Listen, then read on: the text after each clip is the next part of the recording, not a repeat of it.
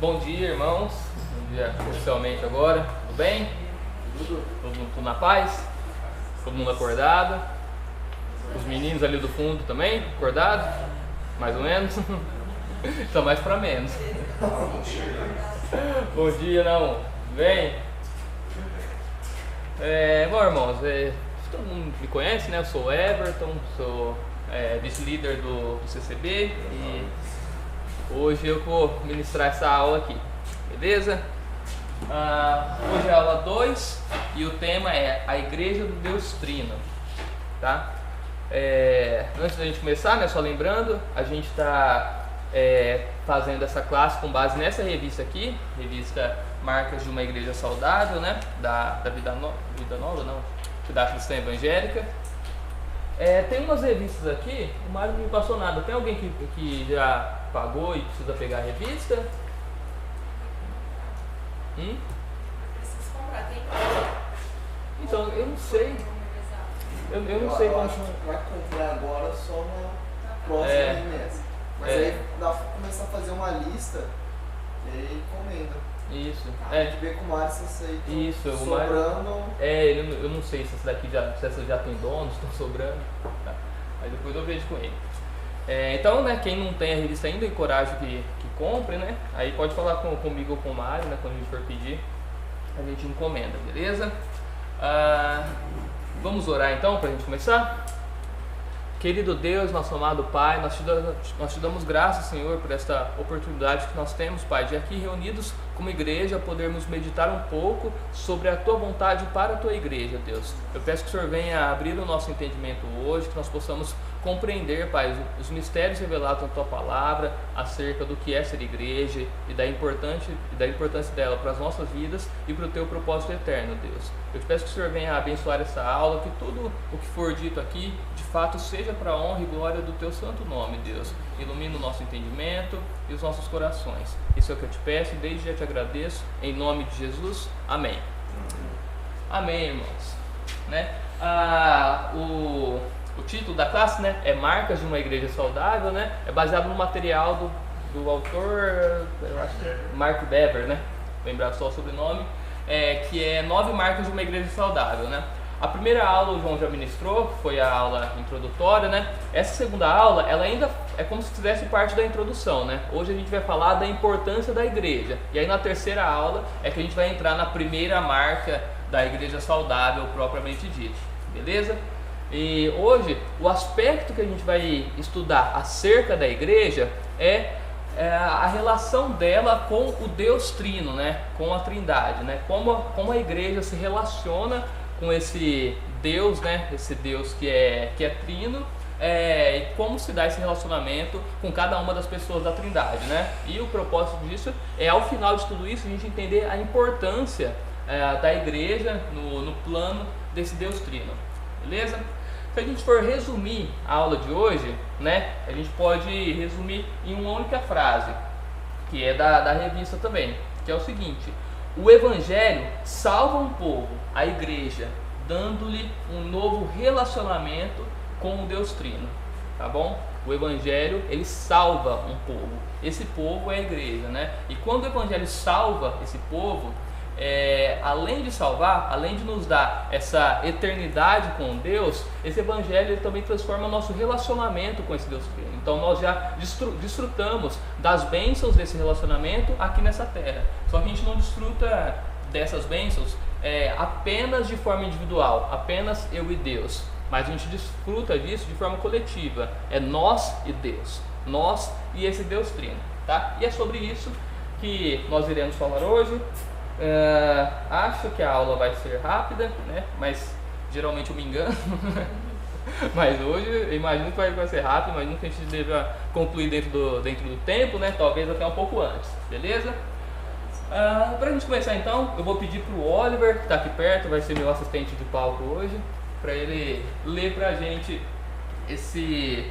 Na verdade ele está Gálatas 1, do 1 ao 9, né? Mas eu peguei só os principais versículos aqui para a gente começar essa discussão, beleza? Pode ler o slide inteiro? Pode ler o slide inteiro com voz forte, voz de homem, para o João ouvir lá atrás. Sim. Não que você não tenha voz de homem, né? Que às vezes dá uma titubeada. Acordei agora. Tá, vai lá. Paulo, apóstolo, não da parte de pessoas, nem por meio de homem algum, mas por Jesus Cristo e por Deus Pai, que o ressuscitou dos mortos, e todos os irmãos que estão comigo, as igrejas da Galácia, que a graça e a paz estejam com vocês, da parte de Deus, nosso Pai, e do nosso Senhor Jesus Cristo, o qual entregou a si mesmo pelos nossos pecados, para nos livrar deste mundo perverso, segundo a vontade de nosso Deus e Pai, a quem seja a glória para todos sempre. Amém. Estou muito surpreso em ver que vocês estão passando tão depressa daquele que o chamou, na graça de Cristo, para outro evangelho, o qual na verdade não é outro. Porém, há alguns que estão perturbando vocês e querem perverter o evangelho de Cristo. Mas, ainda que nós, o mesmo anjo vindo do céu, pregue a vocês um evangelho diferente daquele que temos pregado, que esse seja anátema. Como já dissemos, e agora repito, se alguém está pregando a vocês um evangelho diferente daqueles que já receberam, que esse seja anátema. Amém, glória a Deus. Agora eu vou chamar o João, meu outro assistente de palco também. Vocês vão ver que eu vou interagir mais com o Oliver e com o João, que eu tenho mais intimidade, né? Então é mais fácil de constrangê-los, né? João, contextualiza pra gente aí o que o Paulo está dizendo e resume aí. O que está acontecendo aqui? O que o Paulo está falando? Vamos lá, sem medo de errar.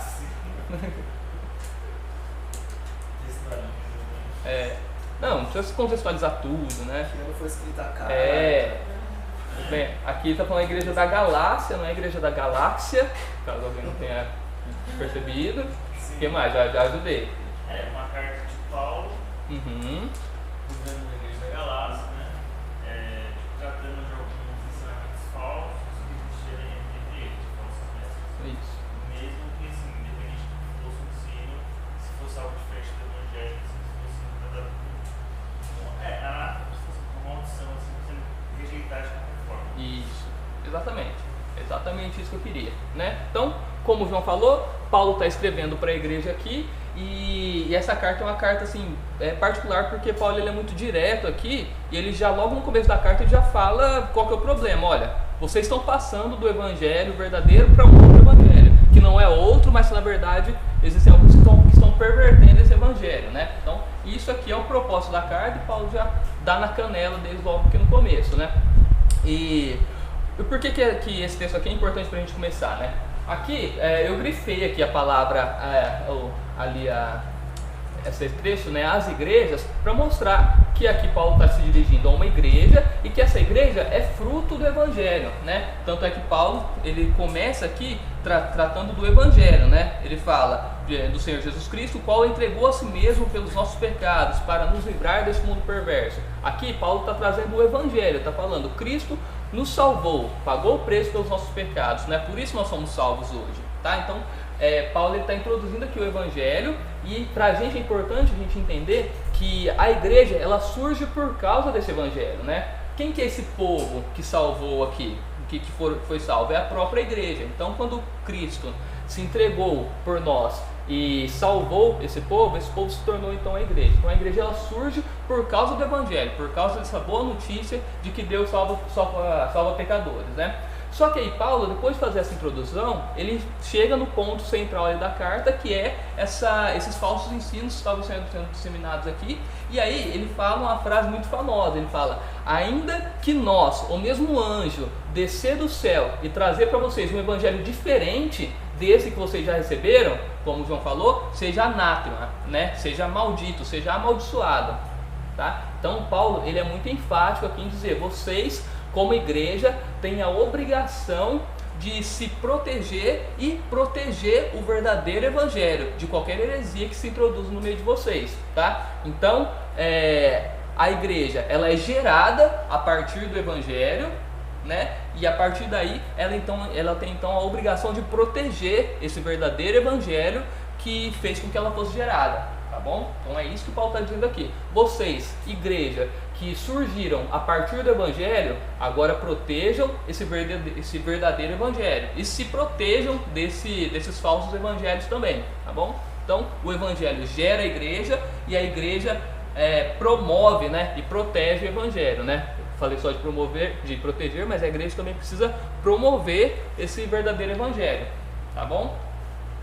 Esse é o primeiro ponto que a gente precisa ter em mente hoje, né? A igreja surge pelo evangelho e ela protege e promove o evangelho, tá? E aí, quero fazer a primeira pergunta. Essa não é direcionada para o Oliver nem para o João, mas se quiserem, fiquem à vontade para responder. De preferência errado, né? Que eu gosto quando eu respondo errado, que é mais legal, que aí tem mais discussão, né? Lê pra gente, Josi, a pergunta e, se quiser, pode responder também.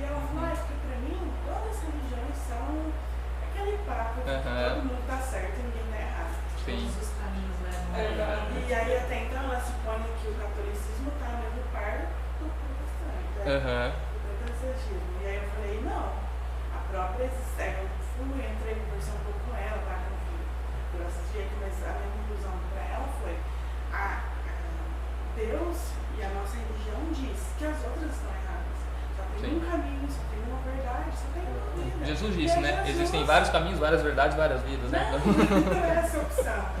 A gente tem que impor os limites e proteger o que é o verdadeiro evangelho, que é base bíblica e isso é a postura de um cristão. Não se deixar levar o que os outros querem ou o que os outros desejam.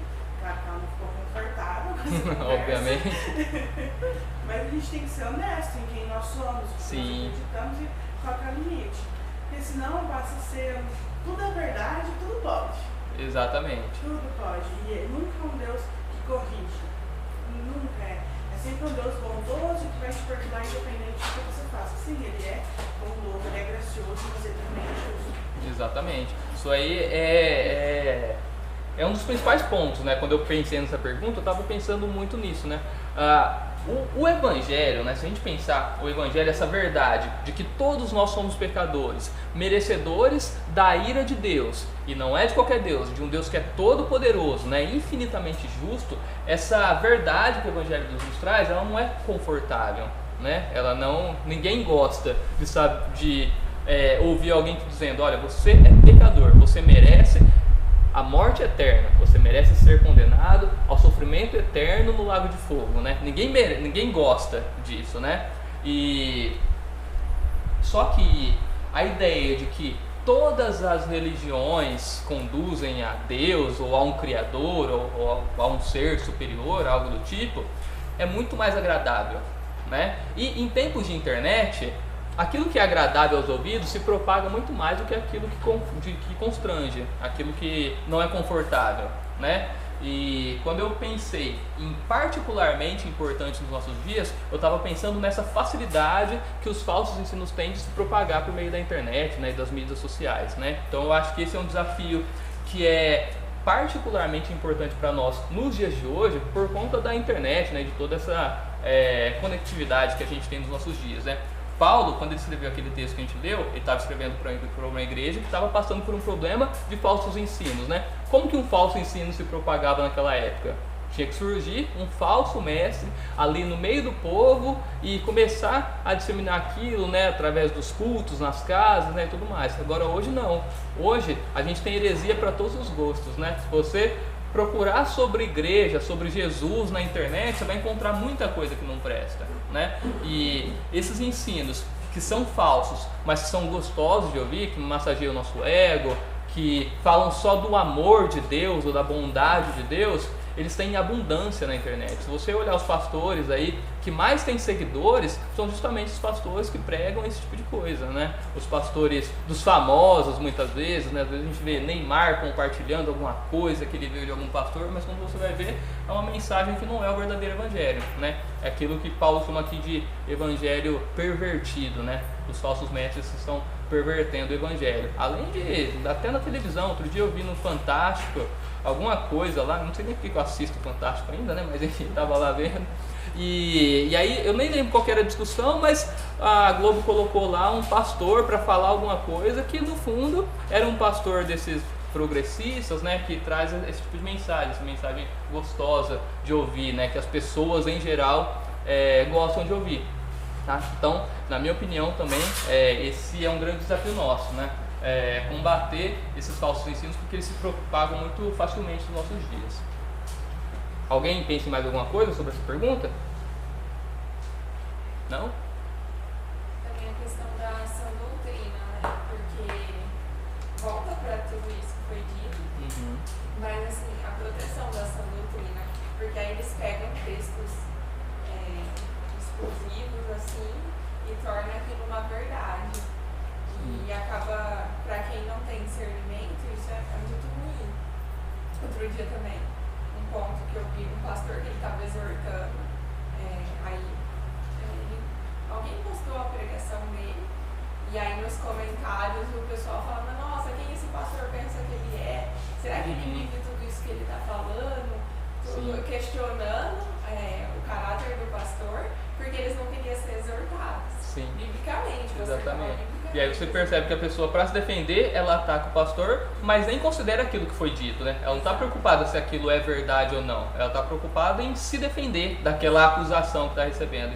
E eu vou me defender não questionando o conteúdo, né? Porque o conteúdo eu nem posso questionar, está escrito, né? Mas eu vou me defender atacando a pessoa, né? As pessoas não gostam. Esses dias, ontem, na verdade, eu estava conversando com minha esposa, ela me mostrou um vídeo de um pastor dizendo, eu vou colocar a pergunta para vocês na mesa.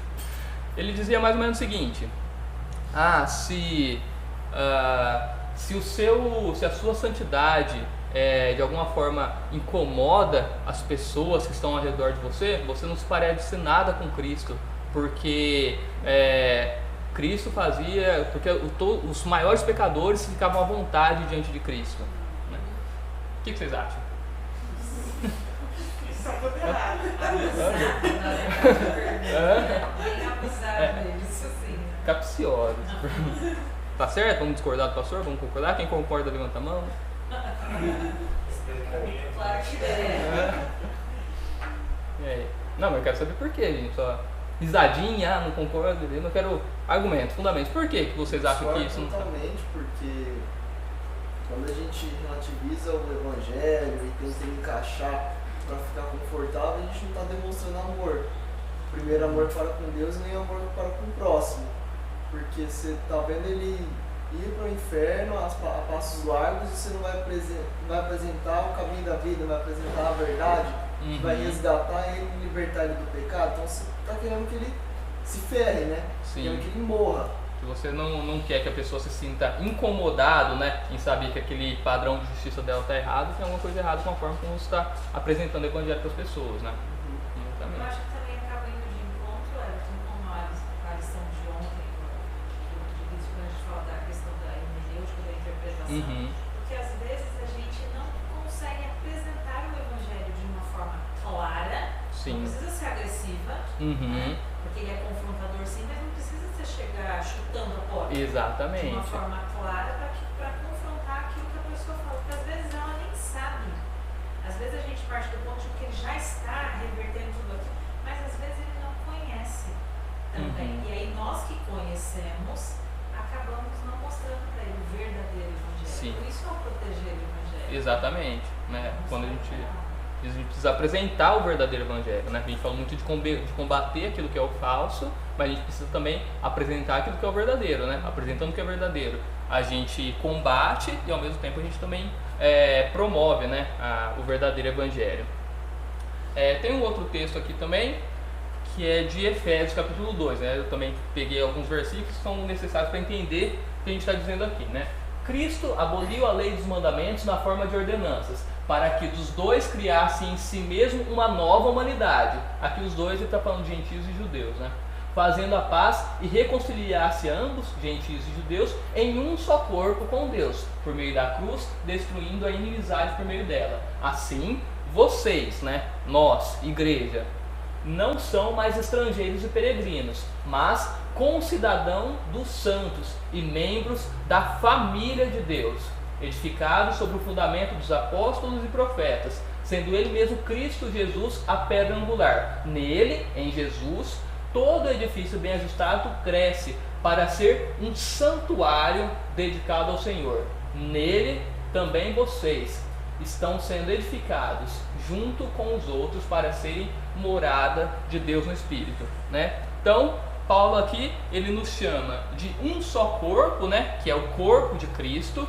Ele nos chama de família de Deus, aqui se referindo especificamente ao Deus Pai, e nos chama de morada de Deus no Espírito, né? E santuário dedicado ao Senhor, ou santuário do Espírito Santo, né? Então, aqui a gente já começa a ver o relacionamento da igreja com a Trindade, com o Deus Trino, né? Corpo de Cristo, família de Deus e santuário do Espírito, né? E é isso que eu chamei de relacionamento com o Deus Trino hoje. Tá? E é isso que a gente vai estudar. Nós, igreja, esse povo que é chamado a partir do Evangelho e chamado para promover e proteger o verdadeiro Evangelho. Como que esse povo, que é a igreja, se relaciona com a Trindade, né? Como corpo de Cristo, família de Deus e santuário do Espírito Santo. Tá? É isso que a gente vai entender aqui hoje. E para a gente entender esse relacionamento, né, um outro ponto importante é entender que a igreja ela faz parte do propósito eterno de Deus, né? Qual que é o propósito eterno de Deus? É glorificar a si mesmo, tá? Então, tudo que Deus faz é para que Ele seja glorificado, né? E aqui nesse texto, né, de Efésios também, a gente entende uma forma, né, pelo menos. O que Paulo escreve? O mistério é que os gentios são cordeiros, membros do mesmo corpo e coparticipantes da promessa em Cristo Jesus por meio do Evangelho. E isso, né, esse mistério, para que agora, pela igreja, a multiforme sabedoria de Deus se torne conhecida dos principados e das potestades nas regiões celestiais. O que Paulo está falando aqui? Deus transformou os gentios também em cordeiros dessa promessa para que a sua sabedoria fosse conhecida, né? Ou seja, Deus quer mostrar para os principados e para as potestades o tamanho da sabedoria, para que Ele seja glorificado aqui, né? E aí lá no final Paulo então escreve: ora, aquele que é poderoso para fazer infinitamente mais do que tudo que pedimos ou pensamos, conforme o seu poder que opera em nós, a Ele seja a glória, na igreja e em Cristo Jesus, por todas as gerações, né? Para todos sempre, amém. Então a igreja, ela entra no propósito de Deus de glorificar a Deus, e uma das formas como a igreja é incluída nesse propósito é manifestando a sabedoria de Deus, tá? Então a igreja, ela está ali no centro do propósito de Deus, que é o de glorificar a si mesmo, tá bom? O propósito de Deus é que a igreja o glorifique pelo que ela é e pelo que ela faz, tá bom? Deus, Ele salvou esse povo, não foi pensando só no bem desse povo, né? Deus não salvou o Oliver apenas para que o Oliver tivesse o privilégio de desfrutar. Quando Deus salvou o Oliver, Deus deu a ele esse privilégio de desfrutar de Deus eternamente, mas esse não é o propósito, né? Nós somos beneficiados por isso, mas o propósito de Deus é a glória dele, porque Ele merece toda essa honra, toda essa glória. Então você não é o centro da vontade de Deus, o centro de Jesus, nada disso, né? O centro da vontade de Deus é a glória dele, tá? E nesse propósito de glorificar-se a si mesmo, nós somos alcançados por vários benefícios, tá bom? Nós somos alvo, objeto desse amor de Deus, mas o foco não é você, né? O foco é a glória dele. E eu quero fazer outra pergunta para vocês. Eu gosto muito de fazer perguntas para vocês não dormirem. Como a igreja glorifica a Deus? Eu falei uma forma. Falei que a igreja glorifica a Deus quando ela mostra a sabedoria de Deus, né? Para os principados e para as potestades, de acordo com aquele texto. E de quais outras formas vocês entendem que a igreja glorifica a Deus?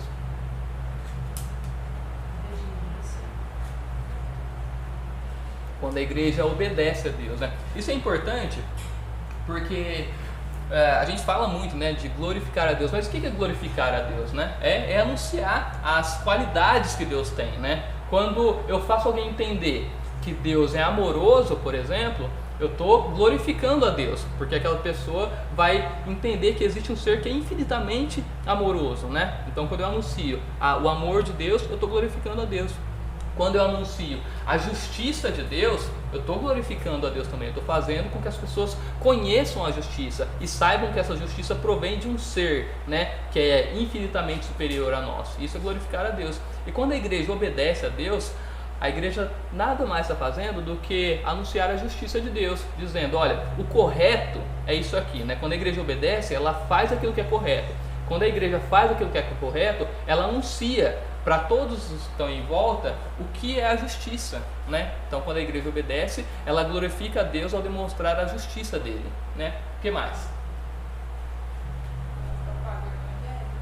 Quando ela propaga o evangelho. Isso aqui é fundamental porque no evangelho a gente vê muito claramente a justiça de Deus em punir o pecado esse que foi punido na pessoa de Jesus Cristo, ao mesmo tempo em que a gente consegue ver o amor de Deus, né? Como Paulo escreveu em Romanos 5 e 8, né? Mas Deus prova o seu amor para conosco em que Cristo morreu por nós, sendo nós ainda pecadores, né? Olha o tamanho desse amor, né? E Paulo diz que esse amor foi provado a nós naquele sacrifício, né? Quando a gente anuncia o evangelho, a gente está mostrando que Deus é tão justo que ele não pôde deixar o pecado sem punição, mas ao mesmo tempo a gente está mostrando que Deus é tão amoroso que para nos salvar ele entregou o próprio filho para receber a punição para aqueles pecados, né? O que mais? Bruno, Fernando, vocês estão muito quietinhos aí, esperando a resposta. Eles falaram as fáceis, agora deixa difícil pra gente.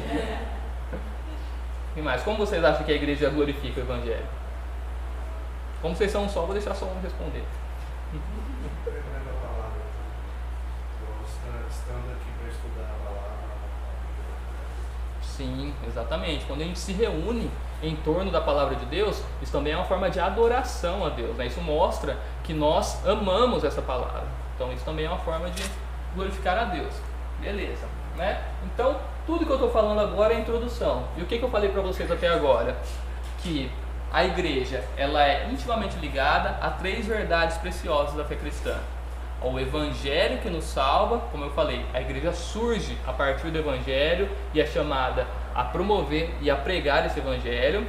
A igreja também está relacionada com a Trindade, com a verdade de que Deus é um Deus trino, porque ela se relaciona com cada uma dessas pessoas, né? E da mesma forma, a igreja também está relacionada ao propósito de Deus em glorificar a si mesmo. A igreja surgiu para que Deus seja glorificado. Aqui a gente já começa a entender o tamanho da importância de ser igreja, tá? Nós não nos reunimos aqui porque a gente não tem nada melhor para fazer no domingo.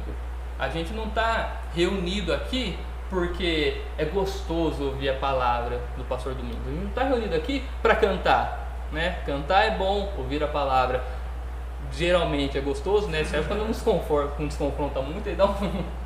mas isso é bom e é importante a gente se reunir aqui, né? Esse é um programa importante para nós, mas não é só por isso que a gente está aqui, tá? A gente está aqui porque a igreja, ela foi projetada por Deus desde a eternidade. Tá? Então isso aqui não é acaso, a igreja não é trivial nas nossas vidas, muito menos no propósito de Deus. Ela está ali no centro do propósito eterno que Deus desenhou, daquilo que Deus planejou por nós, tá bom? E hoje o que a gente vai estudar é a relação da igreja com a Trindade. Então, né? Primeiro eu falei que a igreja é família de Deus, né? E essa frase aqui, né, o próprio livro traz, que é o seguinte: um dos maiores privilégios da vida cristã é ser adotado por Deus e poder chamar o Pai de Cristo de Pai Nosso que estás nos céus, tá? Quero que você pense na importância disso, né? Todos são filhos de Deus. Da igreja? Todos da igreja? Não estou falando da igreja, estou falando de todos. Todos. Todos são alguns se desviaram. Então, depende. Você concorda, João? Todos. Que todos são, mas alguns se desviaram? Gente. Todos somos, mas assim, só aqueles que confessaram a Jesus como seu único Filho de Salvador. Assim fez como filho pela adoção diante por Cristo, né? Sim. De Deus. Mas todo mundo teve ninguém são criaturas de Deus. Exatamente. Filhos não. Mas existe essa distorção muito séria realmente aí fora. Eu me lembro de. Fala pra alguém, olha, você não é filho de Deus. Duvida. Era uma escola bíblica, na verdade era uma pessoa. Exatamente, que todos são frequentava a criaturas de Deus. igreja, que frequentava a igreja, mas ele tinha esse entendimento que sim, todos são filhos de Deus, porque todos foram criados por Deus. E aí fica aquele desconforto de quem conta pra ele que não é bem assim. Porque às vezes, em uma situação assim, você não quer falar diretamente. Fala, não, gente, precisa falar, não, opa, peraí. Só quem confessou é que é adotado. Quem confessou Jesus Cristo Exatamente. que é adotado como na família de Deus. E aí é desconfortável. Sim, é extremamente desconfortável, né? Você fala, como assim? Você acha que você é diferente? Pois é, eu sou. Mas não por mim mesmo, não por meus méritos, né? O que João nos escreve? É cruel, mas é verdade. É cruel, mas é verdade, né? Por isso que o evangelho não é popular, né? Uma das coisas que eu estava conversando com a minha esposa ontem, né? Quando a gente estava falando sobre esse vídeo aí, era sobre como o evangelho é impopular, mas ele é impopular por uma questão muito simples. Para que você se arrependa dos seus pecados, aceite esse evangelho, você não consegue fazer isso com a sua própria força, né? Você precisa de uma transformação sobrenatural do Espírito Santo que te dá um novo nascimento. Então, aquela pessoa que não nasceu de novo, que não é filha de Deus, ela não vai aceitar essa ideia de que ela é pecadora e merece ser condenada à morte eterna. Nós aceitamos isso, nós entendemos porque Deus nos transformou, porque Deus nos deu um novo nascimento, né? Como o João escreve, falando de filho de Deus, né? Mas a todos quantos o receberam, deu-lhes o poder de serem feitos filhos de Deus, os quais não nasceram de carne nem de sangue, mas da vontade de Deus, né? Então, quem que recebeu o poder de ser feito filho de Deus? Aqueles que receberam a Cristo, tá? Então, se a pessoa não recebeu a Cristo, se ela não passou por um novo nascimento, ela não é filha de Deus, ela é criatura de Deus, tá? Mas ela não é filha. E quem tem esse privilégio de poder chamar Deus de Pai, de dizer Pai nosso que estás no céu, somos nós, né? Pela misericórdia de Deus, pela graça dele, não por nossos méritos ou esforços. Nós somos privilegiados por podermos chamar Deus de Pai, por podermos sermos família de Deus, tá? Isso é glória de Deus e benefício para nós, privilégio para nós, né? E quais são as implicações disso, né? A gente tem diversas, né? Trouxe 4 aqui que é o que a revista cita, né? Nós somos amados por Deus Pai, né? Deus nos ama como filhos, né? Somos herdeiros de uma herança maravilhosa. Quem recebe herança é aquele que é filho, né? Somos chamados a sermos santos, né? Filho de santo, santinho é. Sei de santos porque eu sou santo. Sendo filho de Deus. Né? Sendo filho de Deus, tá? Calma, que as histórias têm uma interpretação de tudo. Não. Filho de crente não. Filho de crente, infelizmente, não é crentinho. Filho de crente, pecador é. Até que seja salvo por Deus. Mas nós somos chamados a sermos santos porque Deus é santo, né? E somos chamados a sermos como Ele por sermos seus filhos, né? E somos chamados a amar a Deus e amar os nossos irmãos, tá bom? Esse é o nosso privilégio de podermos, de sermos feitos família de Deus e podemos desfrutar de tudo isso. O segundo ponto é a ideia de que somos corpo de Cristo. Isso aqui talvez seja o mais complicado, né? Que justamente por gerar mais implicações práticas na nossa vida, né? Nós somos corpo de Cristo. Eu quero ler mais um texto aqui que eu vou pedir para o João ler agora. Pode ler tudo, João, porque aqui a gente precisa ler bastante Bíblia. Esposas, que cada um de vocês se sujeite a seu próprio marido, como ao Senhor. Porque o marido é a cabeça da esposa, como também Cristo é o cabeça da igreja, sendo ele próprio o Salvador do corpo. Como, porém, a igreja está sujeita a Cristo, assim também a esposa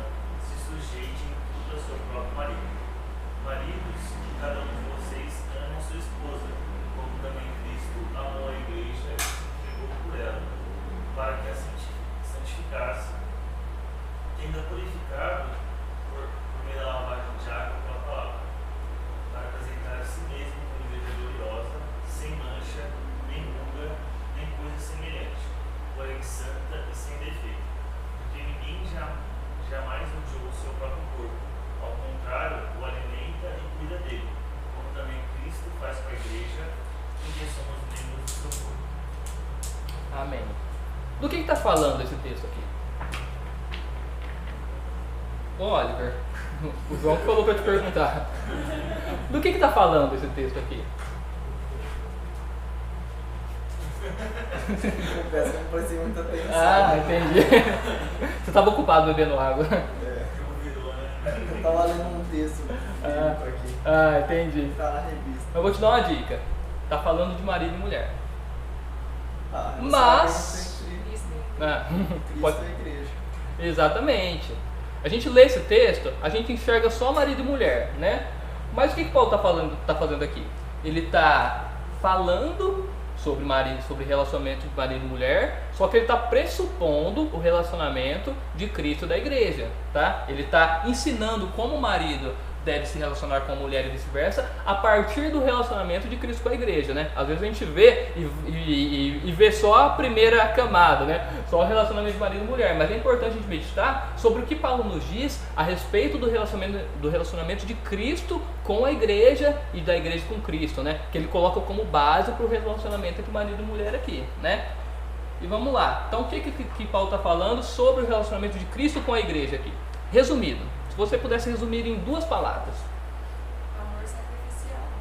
Amor sacrificial, né? Esse é o amor que Cristo demonstrou pela igreja, né? Então Cristo amou a igreja de forma sacrificial a ponto de se entregar por ela, né? Então a gente poderia dizer que esse relacionamento é um relacionamento de cuidado, né? De cuidado na sua mais profunda forma, né? Então Cristo, ele cuida da igreja, né? Olha o que ele fala no final ali. Porque ninguém jamais odiou o seu próprio corpo. Ao contrário, o alimenta e cuida dele, como também Cristo faz a igreja. Então, Cristo, ele cuida da igreja, né? Ele a alimenta, porque ela é o seu próprio corpo. Assim como nós cuidamos do nosso corpo e nos alimentamos, né? E mantemos o nosso corpo funcionando, Cristo faz a mesma coisa com a igreja. E da mesma forma, né, a igreja também tem um relacionamento com Cristo, mas é um relacionamento de submissão, né? A igreja se submete a Cristo, né? Então a gente pode resumir que Como a igreja, então, acho que foi a esposa mais infiel que existe. pau a pau com Israel ali. A astrologia foi excelente. Provavelmente eu fico pensando assim, poxa, por nós igrejas, porque a sua história, até mesmo no dia de hoje, uma igreja que se investiu tanto. Sim. Não tem Cristo como seu marido. Prefere colocar outras pessoas como seus maridos, como seus líderes, do que Outras pessoas e outras coisas, né? E isso fica ainda mais triste quando a gente deixa de pensar de forma coletiva e pensa de forma individual, né? Nós, como membros que fazemos parte da igreja, quão infiéis nós somos muitas vezes, né? De sorte que Deus tem uma infinita misericórdia para conosco, né? Ele é tão misericordioso a ponto de ter nos dado a salvação, né? Fazendo com que a gente não precisasse tomar essa salvação, porque a gente é incapaz disso, ao mesmo tempo que Ele mantém a nossa salvação também, porque se dependesse de nós a gente perderia, né? Mas eu acho que mesmo quando a gente pensa só no marido e esposa, quando a gente entende esse conceito de Sim. igreja, como muda o nosso comportamento como marido e E isso esposa. é justamente por isso que Paulo escreveu. Ele parte de uma... Então, e aí até a igreja, no sentido de propagar o evangelho e proteger, é proteger os casamentos. Sim. Né? A família. Exatamente. Mas isso faz toda a diferença. Faz também. toda a diferença. É fundamentalmente importante a gente entender o relacionamento de Cristo com a igreja para que a gente possa entender e melhorar o nosso relacionamento com marido e mulher, né?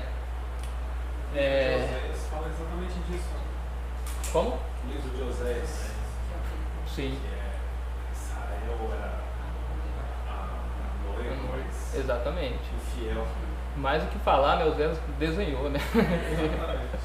Ilustrou tudo isso, para ver se a gente entendia, né?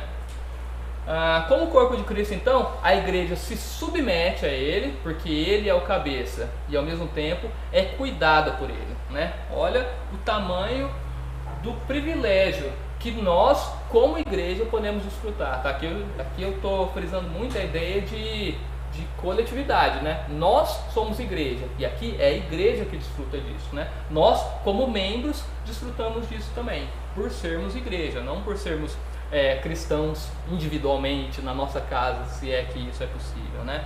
Nós desfrutamos disso por sermos igreja, por fazermos parte desse povo, né? Para que não haja divisão no corpo, mas para que os membros cooperem com igual cuidado em favor uns dos outros, de maneira que, se um membro sofre, todos sofrem com ele. E se um deles é honrado, todos os outros se alegram com ele. Ora, vocês são o corpo de Cristo e, individualmente, membros de Cristo. Ser corpo de Cristo implica nesse relacionamento que eu falei com Cristo, né? De nos submetermos a Ele e de sermos cuidados com Ele. Mas sermos corpo de Cristo implica também em sermos um só corpo com os nossos irmãos, tá? Então, a gente tem aqui ser corpo de Cristo implica em um aspecto de relacionamento com Cristo, mas implica também em um aspecto de relacionamento uns com os outros, porque nós somos membros do mesmo corpo. Tá? Se nós somos membros do mesmo corpo, a gente tem que lutar para que não haja divisão nesse corpo. Imagina se a mão quiser ir para um lado e a outra mão quiser ir para o outro lado, o que acontece com o corpo? Né? Ele é destruído. Da mesma forma, nós, sendo membros desse corpo de Cristo, precisamos nos relacionar uns com os outros de forma que não haja divisão entre nós, para que o corpo não seja dividido, né? E por isso que ele fala, para que os membros cooperem com igual cuidado em favor uns dos outros. Eu sou membro do corpo de Cristo, me submeto a Ele, sou cuidado por Ele, mas eu também preciso ter cuidado com o meu irmão, pensando no bem de quem? O que a mão faz, ela não faz pensando no bem da mão, ela faz pensando no bem do corpo. Tudo aquilo que eu faço no corpo, eu preciso fazer pensando no bem do corpo, em favor dos outros membros, tá? E aqui é que começa a ficar difícil, né? Porque enquanto a gente está tratando do nosso relacionamento com Cristo, eu acho que é um pouco mais fácil, né? Porque a gente está se relacionando com alguém que é perfeito, com alguém que não peca, com alguém que não fofoca sobre mim, né? Com alguém que não me atinge de forma pecaminosa, né? Com alguém que não peca contra mim. Agora, quando eu preciso me relacionar com alguém que é pecador, assim como eu sou, aí fica difícil, porque eu vou ter que agir em favor daquele que muitas vezes vai pecar contra mim. E da mesma forma, eu muitas vezes vou pecar contra ele também, e ele vai pecar contra mim de volta. E aqui fica muito mais difícil, né? Mas a gente precisa entender que nós somos corpos de Cristo, mas individualmente somos também membros desse corpo, né? E precisamos viver em harmonia.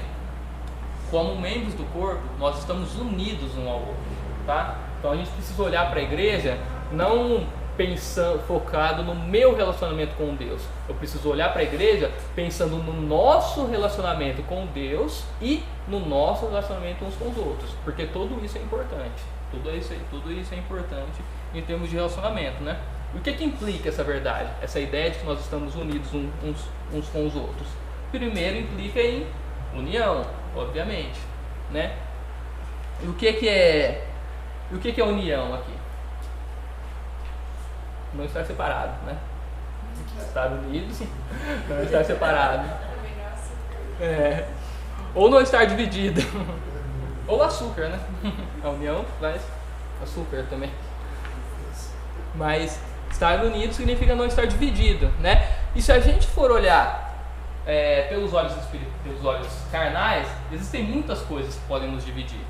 Como o mundo está dividido, né? A gente pode se dividir em função de raça, em função de escolaridade, em função de status social, em função de dinheiro, em função de muitas coisas, né?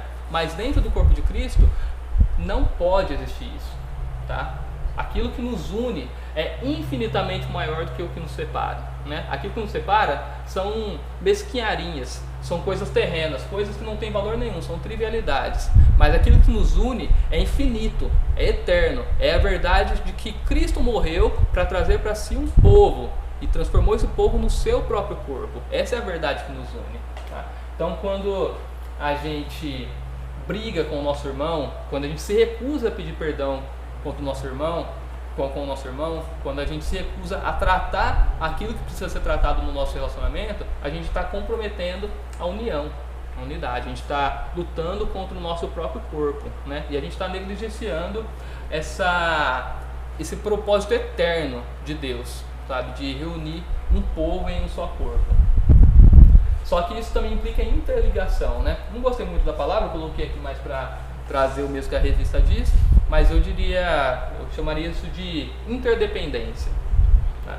Nós, enquanto corpo, estamos aqui para, dentre outras coisas, trabalharmos também pelo bem do corpo, tá? Servindo uns aos outros. Tá? Eu estou aqui hoje desempenhando um papel, que é me comprometer a estudar um pouco mais o tema para poder vir e discutir aqui com vocês e para fazer com que a gente junto possa evoluir no conhecimento. Essa foi a minha parte, né? O meu serviço no corpo. Mas a Tati, por exemplo, serve no berçário, né?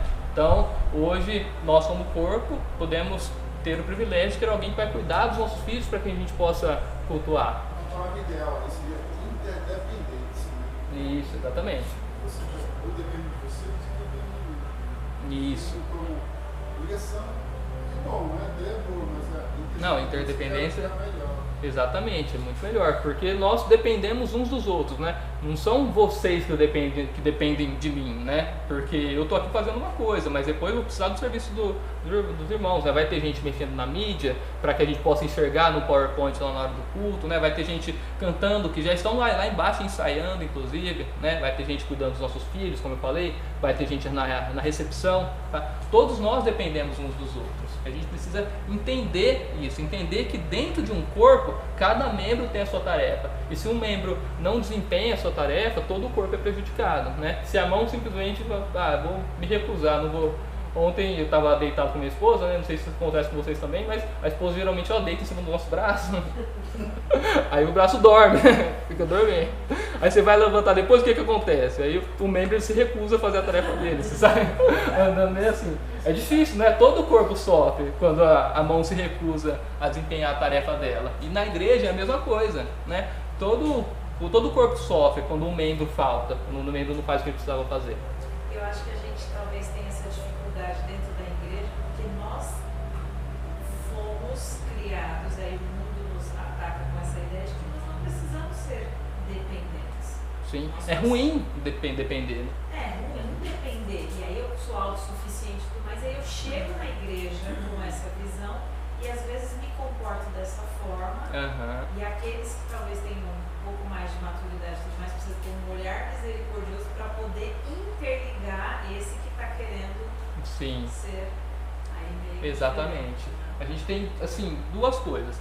No mundo, aquilo que é bonito é você ser independente, como ela falou, né? Isso é status, né? Eu não dependo de ninguém, né? Eu acho que para as mulheres parece um pouco mais difícil, porque o que a gente mais vê é a mulher dizendo que não precisa depender de homem, né? E todos... Acho que uma coisa que é muito ensinado hoje também, até em igreja, assim, é o amor próprio, não uma Sim. E aí essa questão de você ficar, não, porque eu tenho que me amar, você acaba se tornando achando que você não depende de outra pessoa, você só depende de você mesmo que você consegue sozinho. Sim, exatamente. Vamos proteger o evangelho aí de novo, né? Porque em igrejas é ensinado isso. Em igrejas é ensinado, exatamente. As pessoas elas confundem muito o que é dependência, elas recusam a dependência, mas elas confundem até com cuidado. Vou dar um exemplo. Eu estava conversando com uma outra mulher, ela comentou uma situação na família do marido dela, que ela ficou ofendida. Eu falei, mas isso eu falei, o que o marido fez? Porque é a primeira coisa, se alguém me ofender na família do meu marido é a primeira pessoa. Sim. Você vai falar alguma coisa, o que eu espero dele é a conduta que ele tem. E aí ela falou, eu não preciso de homem, ela veio com o discurso. Pois é. Eu preciso de homem para me defender. Eu falei, tudo bem você não precisar dele para te defender financeiramente. Eu entendo, só que se alguém ofendeu o meu marido, eu vou ser a primeira pessoa que vai defender ele. Eu tenho que cuidar dele. E eu espero isso dele como homem, cuidar de mim também. E aí ela parou, mas não é assim que ele... Bom, você pode não ter assim, mas a visão de que o marido depender dele, ser cuidado por ele, são situações diferentes. E a função dele é fazer as duas coisas. Sim, e aí exatamente. ela ficou meio assim, chão, tipo, quê? É ruim, né? As pessoas veem como uma coisa extremamente ruim você depender. A interdependência é aquilo que eu busco na minha vida, né? No mundo. É isso que é, como eu falei, bonito, né? Isso que as pessoas aplaudem, né? Pode falar. Igual você falou, deu exemplo do braço. Eu uso exemplo aqui que vai nesse sentido. Você mostrou que o seu braço está dormente e não está funcionando bem. Aham. E a gente sempre tem exemplo da igreja, que a igreja não se preocupa com o braço. Sim. Está preocupada comigo. Exatamente. Então, o braço, casar no braço. Uhum. Só que aí a gente já vai com os mandamentos de Jesus. Amar o próximo como a ti mesmo. Exatamente. Exatamente. Se eu não estou preocupado com o braço, só comigo, então eu contra o mandamento de Cristo. Exatamente. Quando a igreja não se preocupa ali com o braço, né? Aquele corpo tá com defeito, né? Tá doente, aquele corpo tá doente. É isso que a gente precisa pensar. É engraçado porque o contrário também é verdade, né? Da mesma forma que a gente quer ser muito dependente, quando a gente tem alguns momentos que agrada ser dependente, a gente quer continuar sendo dependente. É isso. Então, se o pastor cuida de mim, eu quero que ele cuide de mim, não vou me esforçar pra nada. Uhum. Isso era o que eu ia falar. A ideia geral no mundo é que ser independente é bonito, né? Mas muitas vezes, individualmente, as pessoas se tornam dependentes em muitos aspectos, né? Se você perguntar para alguma pessoa, para qualquer pessoa, o que você acha que é bom depender das pessoas? Ela com certeza vai falar que não. Mas o que a gente mais vê é, por exemplo, né?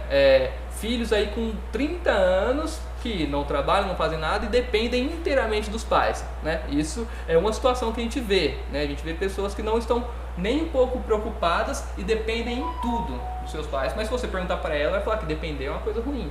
Mas aí seria uma anormalidade, né? Sim, exatamente. Porque sei lá, você tem uma basta que eu dormente, mas se você tentou aumentar e voltou ao normal. Mas se para tentar atrofiar, tá com, sei lá, algum tipo de problema físico, né? Houve algum tipo de atrofia, você quebrou, então houve algum tipo de paralisia, você fica lá preso lá, e se você fica atrofiado lá. Mesma coisa em relação ao corpo.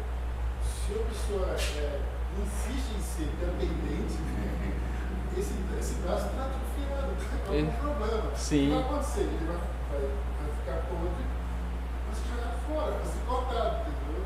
Não tem onde fugir. Exatamente. Se a atrofia for tão grande, tão séria, que não pode ter vida lá, naturalmente é saudável que ele seja retirado do corpo. Ou seja, hoje para fora. Porque senão vai estragar todo o corpo, entendeu? Sim. Não contaminar todo o corpo. Infelizmente, às vezes dolorido, mas é uma realidade, entendeu? Que tem que ser observada, tem que ser vista. Se por acaso você for tão dependente, você não tem vida. Sim, exatamente. Você não tem como sobreviver. Isso, exatamente aquilo que eu falei. Todo mundo, no mundo, aí eles vão concordar que ser independente é bom, ser dependente é ruim. Mas muitas vezes, quando chega ali no privado, muitas pessoas se tornam inteiramente dependentes em certas áreas da vida. E se a gente for pensar na igreja, né, por exemplo, e aqui, o que eu vou falar assim, aqui é de forma geral, tá? Eu vou falar algumas coisas, mas existem situações onde em determinada área você vai precisar depender mesmo, tá? Isso é normal. O que a gente não pode é achar que determinados comportamentos são normais, tá? Vamos falar, por exemplo, de serviço. Quando você tem um membro que ele não serve na igreja em área nenhuma, ele está sendo inteiramente dependente do corpo, entendeu? Ele está fazendo parte daquele corpo, mas não está desempenhando nenhuma tarefa.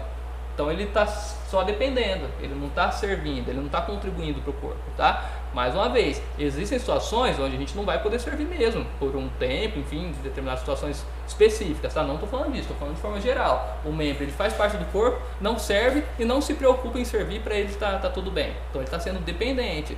E se a gente pensar em finanças, é a mesma coisa. Se a igreja, o corpo, ele precisa de dinheiro para sobreviver, para desempenhar suas tarefas. Quando eu tenho um membro lá que ele não contribui, ele está dependendo financeiramente daquele corpo, tá? E aí, mais uma vez, existem situações onde a gente não vai poder contribuir. Se eu não trabalho, por exemplo, seja por qualquer motivo, eu não posso contribuir. Ou se eu estou, passando por um momento de dificuldade, eu não vou poder contribuir. Isso é normal. O pastor Domingos falou uma coisa muito interessante uma vez, né? Uma vez um irmão, parece que chegou nele e falou: eu estou passando por problemas, eu não estou conseguindo contribuir financeiramente para a igreja, né? Isso está me incomodando. Mas ele falou: olha, nesse momento você não tem que contribuir, você tem que ser ajudado, tá? Então isso é normal. Agora, quando o membro ele é economicamente ativo e ele não se preocupa em contribuir, ele está dependendo financeiramente, ele não está sendo interdependente, tá? quando a gente entende essa ideia de interligação ou de interdependência, tudo isso precisa impactar a nossa visão acerca do corpo e do nosso relacionamento com esse corpo. Né? Sintonia. O que é isso? Dentro de tudo que a gente falou, eu joguei essa palavra aqui, sintonia. Está na revista, né? Se alguém leu vai saber, mas de preferência alguém que não leu. O que é sintonia? Rádio. Isso. Além disso. Eu acho que todos contemplar e, português assim, falar a mesma língua. Estarmos em sintonia no amor com Cristo, na palavra de Deus, esses fundamentos. Isso, exatamente, né? Falar a mesma língua, mas principalmente em termos de comportamento, né? É o exemplo clássico do dedinho na quina, né? Quando você está andando, você chuta a quina, bate o dedinho, quem que sofre? É só o dedinho? Não, até os olhos caem lágrimas, né? Lá em cima. Exatamente. Então todo o corpo sofre. Da mesma forma, nós como cristãos, quando nós estamos em um corpo falando a mesma língua e um membro sofre, seja por qualquer motivo, o que tem que acontecer com o corpo todo? Todo o corpo precisa sofrer, todo o corpo precisa sentir aquilo e, na medida do possível, fazer algo prático, né, para amenizar aquela dor, para socorrer aquele membro, tá? Isso é estar em sintonia.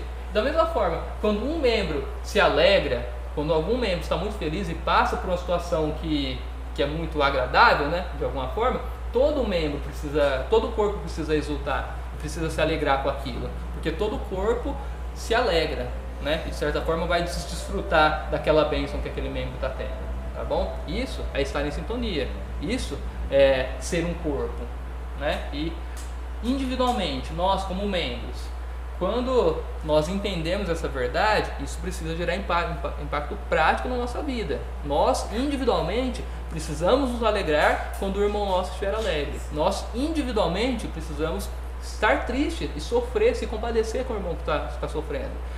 Isso não se resume só a um culto, né? Onde o irmão vai contar a bênção e toda a igreja vai dar glória a Deus. Isso é verdade também, a igreja, mas individualmente eu preciso sentir isso, sabe? Eu preciso manifestar isso individualmente também, né? E extensão. Isso aqui é interessante.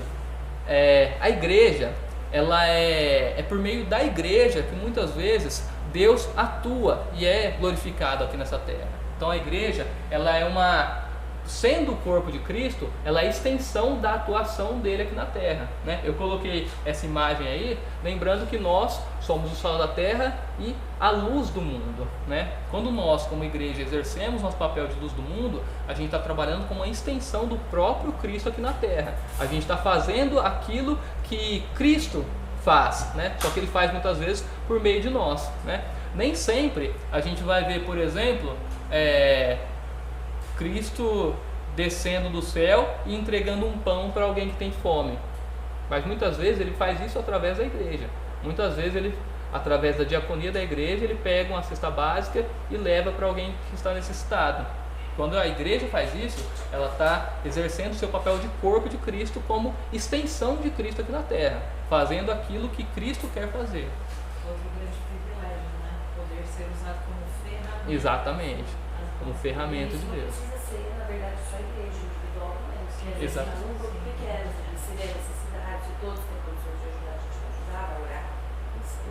Exatamente, né? Tudo isso tem um aspecto coletivo, mas a gente precisa entender que se o corpo é chamado para fazer isso, nós como membros desse corpo somos chamados individualmente para fazer isso também. E na revista ainda fala assim, tornamos o evangelho visível. Eu acho que isso vai até além das portas da igreja. Sim, do corpo, exatamente. para que o mundo possa ver essa extensão, né? Exatamente. Uma das coisas que Deus quer também, né? Eu dei esse exemplo aí mais prático em termos de assistência social, mas Deus também quer que a sua verdade seja propagada, que o evangelho seja propagado, né? E ele escolheu fazer isso através de pessoas, através de homens, através da sua igreja, né? Quando ele diz lá em Mateus 28:19, portanto, ide, fazei discípulos, né? Ensinando a todas as nações, batizando-os em nome do Pai, do Filho e do Espírito Santo. Ele está dizendo isso para a igreja. A igreja é que vai executar essa tarefa de Cristo, né? Então, mais uma vez, na propagação do Evangelho, a igreja está agindo ali também como extensão de Deus, extensão de Jesus Cristo, né? Por sermos o seu corpo, tá bom? Pergunta: quais são as principais formas pelas quais negamos a ideia de união a Cristo e aos outros? Eu falei, nós somos corpo de Cristo, estamos unidos a Ele e estamos unidos aos demais membros. Mas como que a gente nega essa ideia? O que a gente faz que faz com que isso não seja verdade nas nossas vidas?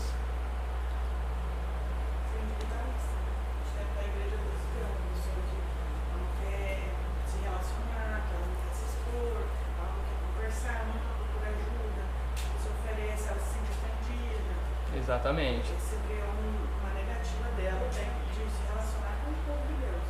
E aí ela pode ser salva, mas ela ainda tem que ser tratada em relação a isso. Exatamente. A pessoa formalmente, ela está ali no hall de membros da igreja, né? Se você procurar o nome dela no sistema, vai estar ali como membro da igreja. Só que, em termos práticos, ela não é membro da igreja, né? Porque ela é individualista. Ela vem para o culto, vai embora. Vem para o culto, vai embora. Não se esforça muitas vezes nem em conversar, né? E talvez até converse, talvez até tenha algum tipo de intimidade ali com alguns membros, mas ela não participa ativamente daquele corpo, né? Ela é individualista, ela não tem essa ideia na prática de que aquilo é um corpo e que ela faz parte desse corpo. O que mais? Às vezes a pessoa também não se sente capaz, da união, mas de serviço. Você Sim, capaz de fazer nada. exatamente. Não se encaixa. Tem algum membro no nosso corpo que não serve para nada? Não. Tudo tá ali para alguma forma, até o dedinho, né? A gente não sabe direito, mas ele tá lá e serve para alguma coisa. Todo membro dentro do corpo, ele tem uma utilidade. Quando a gente se acha incapaz de servir de alguma forma, a gente está fazendo com que essa ideia de membro, né, de fazer parte do corpo, não seja verdade, né? Eu estou esquecendo que todo membro tem uma finalidade, tem um propósito, né? E eu, como membro, eu tenho alguma serventia, só talvez ainda não saiba, né? Então todos nós somos capazes de servir em alguma área, né? Terceiro, falei que nós somos templo do Espírito, né? 1 Pedro 2, 4 e 5 diz: chegando-se a ele a pedra que lhe rejeitada, sim, pelos homens, mas para com Deus eleita e preciosa. Também vocês, como pedras que vivem, né, como pedras vivas, são edificados casa espiritual, para serem sacerdócio santo, a fim de oferecerem sacrifícios espirituais agradáveis a Deus por meio de Jesus Cristo, né? Nós somos pedras vivas, né? Eu acho muito bonita essa expressão. Pedras que vivem, que são utilizadas para a edificação de um templo, de um santuário, né? De um local, né? Aqui fazendo uma alusão, né, ao Antigo Testamento, né? O santuário onde a presença de Deus se manifestava de forma mais profunda, né? E nós, como cristãos, somos chamados pedras vivas, porque através da nossa união, o templo, que é a igreja, né, o templo não físico, né, mas o templo espiritual, ele é edificado, constituindo-se assim a morada de Deus no Espírito, né? Então a igreja é o templo onde a glória de Deus habita e onde nos encontramos com Deus neste mundo. É na igreja, sabe? É no corpo, é na reunião dos santos onde a presença de Deus se manifesta ali de forma mais profunda, tá? Nós precisamos adorar a Deus na nossa casa, todos os dias? Sim, isso faz parte da vida cristã. Mas é ali no corpo onde isso se manifesta na sua magnitude, tá? Não existe um dedinho sozinho, não forma um corpo. O dedinho sozinho não é um corpo, é um dedinho, né? Da mesma forma que um cristão sozinho, ele não é um corpo e muito menos uma igreja, tá? E como a ideia de que a igreja é templo do Espírito muda a sua forma de se relacionar com ela? Tudo bem, entendi, tá? A igreja é templo do Espírito Santo, mas e daí? O que eu faço com isso? Ou essa verdade não serve para nada nas nossas vidas? A gente pode pensar em combate ao pecado, onde há o Espírito, não há escuridão, né? Onde a luz não há escuridão. Então, dentro da igreja, extinguir qualquer forma de pecado, fofoca, contenda, enfim, a lista para que o Espírito mesmo habite na sua totalidade, né? Sim. De maneira plena. Exatamente. Pensa que Deus, ele está dentro desse corpo, tá? E às vezes é um pouco difícil a gente se desvencilhar dessa ideia de quando eu digo que Deus está na igreja, né? A gente está pensando ali no culto, né? Mas pense na igreja como o corpo, a reunião das pessoas, esse grupo de pessoas, né? Vamos pensar em grupo de pessoas, esse povo. Deus está dentro desse povo, dentro desse grupo de pessoas ali, né? Então, quando tem um pecado nesse corpo, né? A gente está profanando esse templo, né? Daí vem a importância de a gente combater o pecado individual que acontece na vida de uma pessoa. Ele está afetando ali todo o corpo, né? Está profanando o santuário do Espírito Santo de Deus, tá? Então por isso que eu não posso me calar, sabe? Eu não posso lavar as minhas mãos e deixar o meu irmão ali em pecado, achando que aquilo é um problema dele, da vida dele. Eu preciso tratar aquilo como um corpo. Preciso saber que aquele pecado nos afeta todo o corpo, profana o templo do Espírito Santo, da qual cada um de nós somos uma pedra viva. Tá bom? Pode falar. E aí, se somos pedra, né, estamos ali para poder justamente edificar, o Senhor vai usar o quê? Vidas nossas, para poder justamente tanto ensinar aquela pessoa que não acha que é capaz de servir, nós é que seremos o instrumento para orientá-la de que ela é capaz, nós é que seremos o instrumento para poder corrigir aquele irmão que está em erro e tudo mais, porque a gente às vezes de fato ignora, não percebe que a minha vida interfere na vida da igreja. Sim, exatamente. Não tem essa dimensão, quanto isso é real. Na teoria a gente sabe, né? Mas na prática a gente deixa de desejar em muitos pontos, né? E existem diversas situações, né? Eu acho que com relação ao pecado especificamente, a gente é muito lento em combater porque não é um processo legal, não é um processo gostoso. Eu prefiro muito mais conversar com meu irmão e falar para ele sobre as verdades do Evangelho, né? Conversar com ele sobre o Deus Trino, né? A gente gosta disso, mas eu não gosto de sentar com meu irmão e falar: olha, você está pecando nessa área, você precisa parar de fazer isso, porque isso que você está fazendo é pecado, está escrito aqui que não pode, né? A gente não gosta de fazer isso, porque a gente está pensando aquilo que o meu irmão vai fazer contra mim de volta. Ele vai brigar comigo, vai ficar chateado. Eu não quero me indispor com o meu irmão muitas vezes, né? Mas quando a gente faz isso, a gente está negando essa verdade de que todos nós juntos somos um templo, né? Somos um corpo, somos todos irmãos em Cristo e membros da família de Deus, tá? Por isso que dentre as várias coisas que nós precisamos fazer uns com os outros aqui, eu acho que combater o pecado individual é talvez a mais difícil, né? A gente precisa se lembrar que isso é a vontade de Deus para nós e que, acima de tudo, né, aquele pecado está profanando todo o santuário do Espírito Santo. Acho que é uma das coisas que dá muito trabalho, né? Além de ser chato, dá trabalho. Gente preguiçoso, ou até mesmo não tem aquela paciência, tá ligado? Então, às vezes é mais cômodo pra mim. Sim, vou lavar as minhas mãos, esperar que o... Esquece que omissão é pecado. Omissão é pecado, aquele que pode fazer o bem e não faz, peca, né?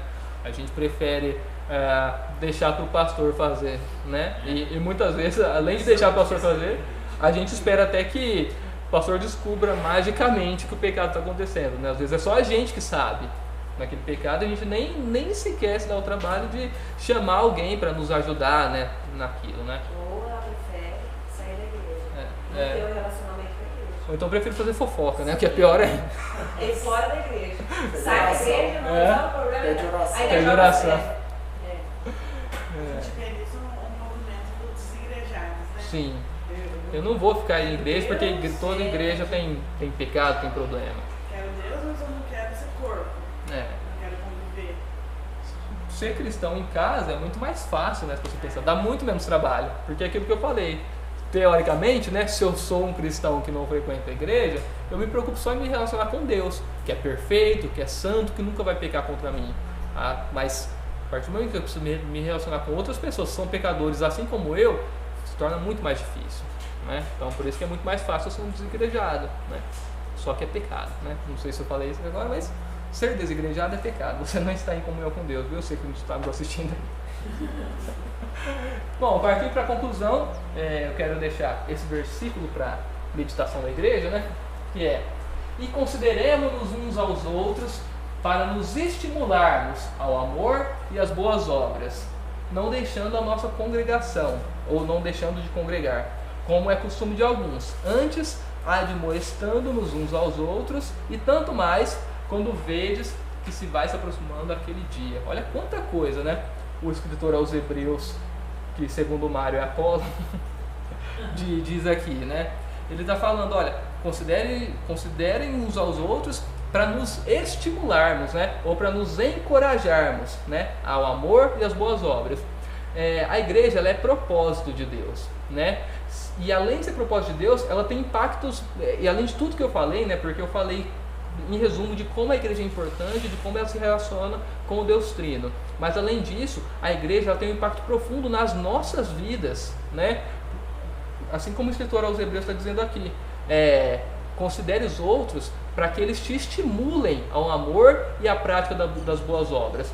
A gente tem isso aqui que a gente está tendo, por exemplo, fora da igreja, sozinho na sua casa? Não, né? A gente tem aqui alguém, né, que se preocupou em estudar um tema para vir aqui discutir com vocês, para incentivar vocês ao amor e à prática das boas obras, né? Isso não acontece só em um ambiente formal aqui de sala de aula, isso acontece no grupo pequeno, acontece nas amizades que a gente constrói dentro da igreja, né? Então, esse é um impacto prático que a vida da igreja traz para as nossas vidas, né?